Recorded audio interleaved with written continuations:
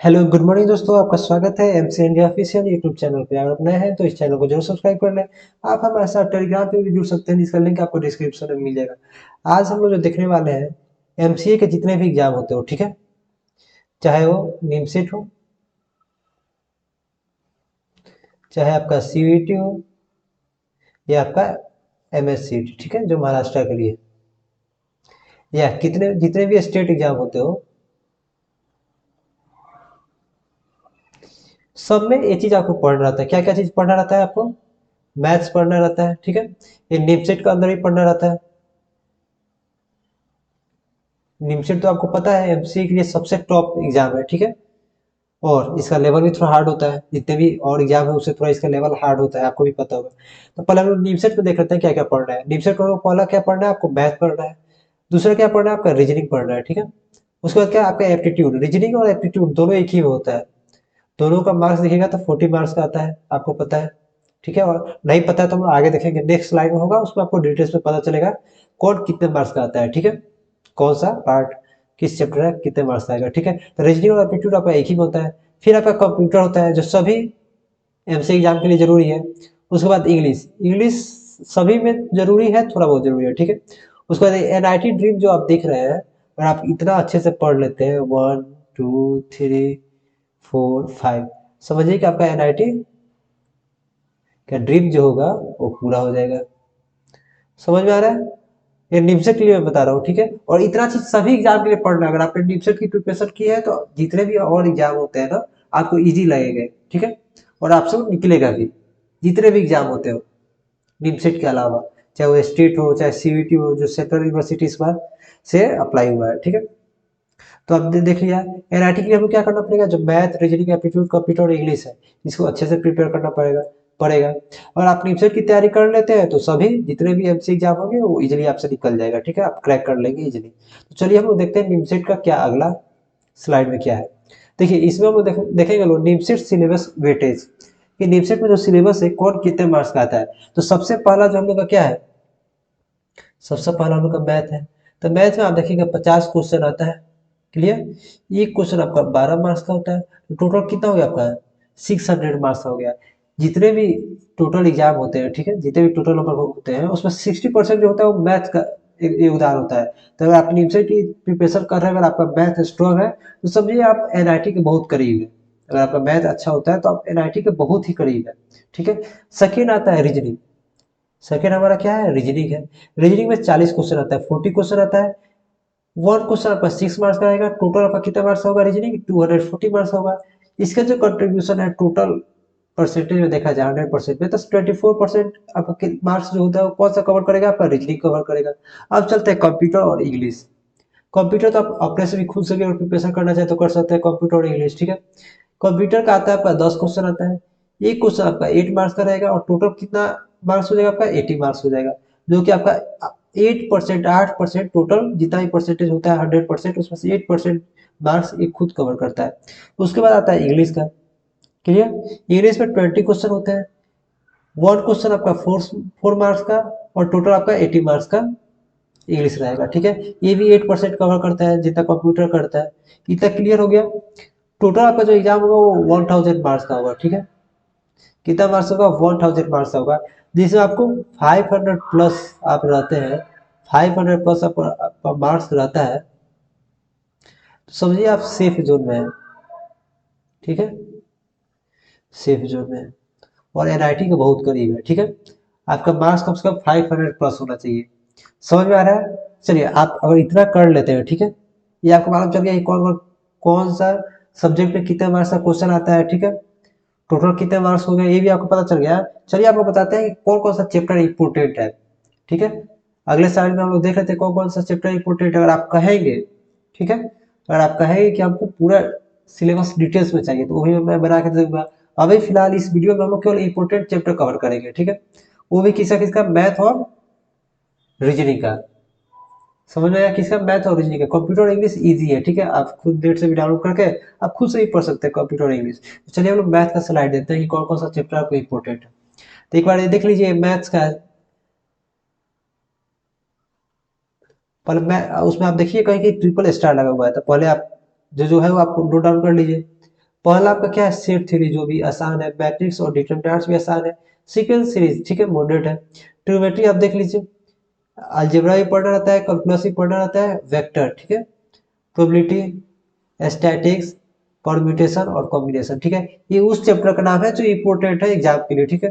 अगर आप इतना कर लेते हैं तो अगर 600 मार्क्स एग्जाम होता है उसमें से आपका, मानिए अगर 600 मार्क्स एग्जाम होता है, 600 अगर 100% है तो उसमें से आप 30 से 40% इतने ही चैप्टर को कर लीजिएगा तो हो जाएगा।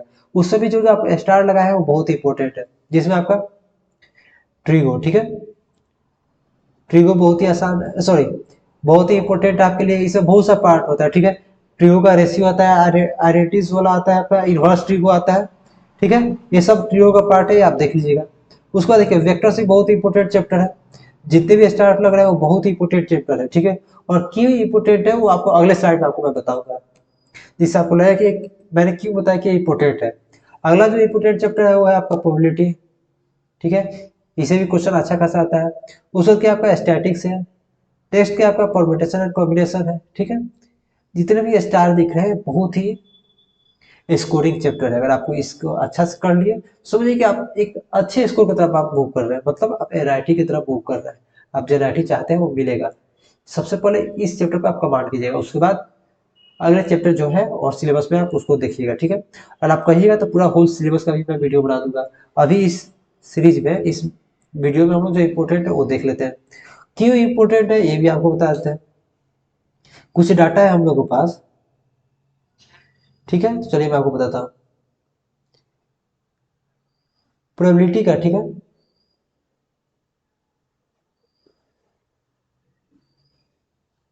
प्रोबेबिलिटी का आपको मैं डाटा बताता हूँ ठीक है, ये आपको 2016 नहीं 2013 से है ठीक है, 2013 से 19 तक का डाटा बता रहा हूँ ठीक है।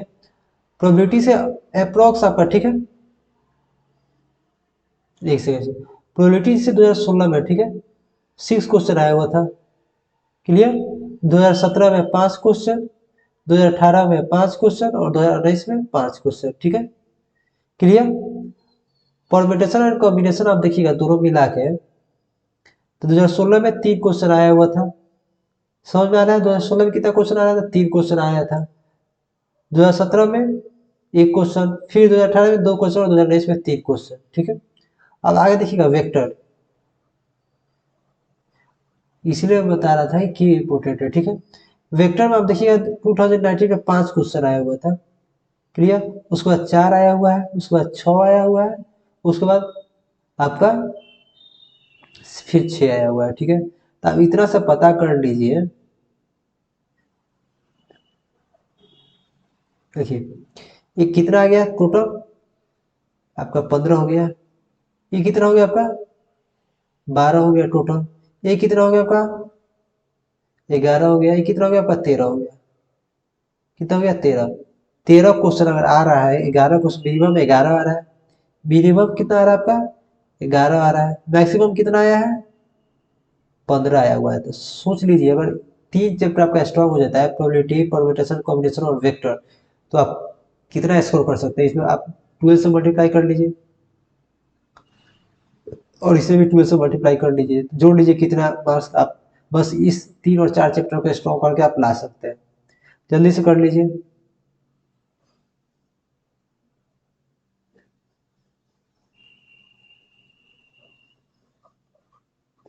आप 130 से लेकर 180 तक आप स्कोर कर सकते हैं बस इसी 4-5 चैप्टर को स्कोर करके ठीक है।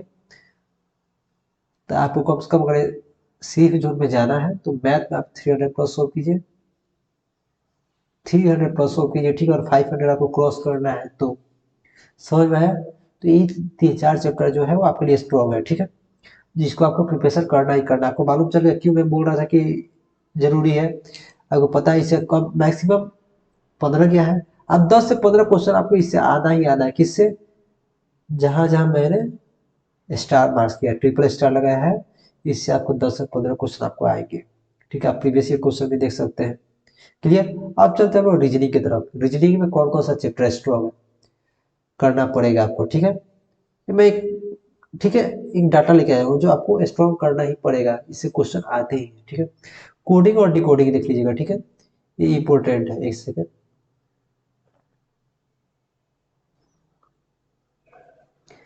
कोडिंग एंड डिकोडिंग इंपॉर्टेंट है, ठीक है, इसमें बहुत सारे टाइप होते हैं जो आप कर लीजिएगा। ब्लड एंड रिलेशन से पजल्स टाइप के बहुत क्वेश्चन आते हैं।